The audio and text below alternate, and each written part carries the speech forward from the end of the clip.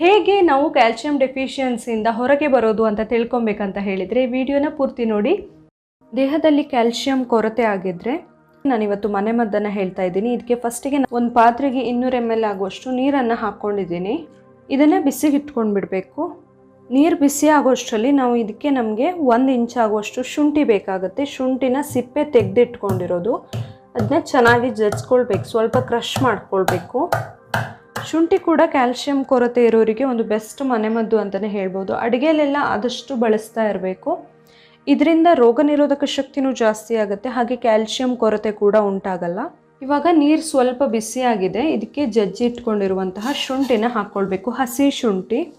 ಇದು ಒಂದು ಸರಿ ಕುದಿಯೋಕ್ಕೆ ಸ್ಟಾರ್ಟ್ ಆದಮೇಲೆ ಉರಿ ಸಣ್ಣದಿಟ್ಟು ಒಂದು 5 ನಿಮಿಷ ಹೊತ್ತು ಕುದಿಸ್ಬೇಕಾಗತ್ತೆ.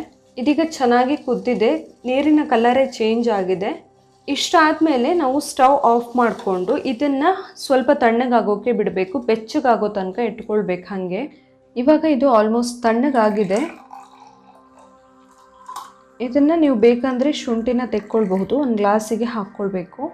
ಇದಕ್ಕೆ ಈಗ ಅರ್ಧ ಟೀ ಸ್ಪೂನ್ ಆಗುವಷ್ಟು ಜೇನುತುಪ್ಪನ ಹಾಕಬೇಕು. ಜೇನುತುಪ್ಪನ ಹಾಕಿ ಚೆನ್ನಾಗಿ ಮಿಕ್ಸ್ ಮಾಡ್ಕೊಳ್ಬೇಕು. ಜೇನುತುಪ್ಪನ ಯಾವುದೇ ಕಾರಣಕ್ಕೂ ಬಿಸಿ ಇರುವಾಗ ಹಾಕಬಾರ್ದು. ಅದಕ್ಕೆ ನಾನು ಹೇಳಿದ್ದು ಅದನ್ನ ತಣ್ಣಗಾಗೋಕ್ಕೆ ಬಿಡಬೇಕಂತ ಹೇಳಿ.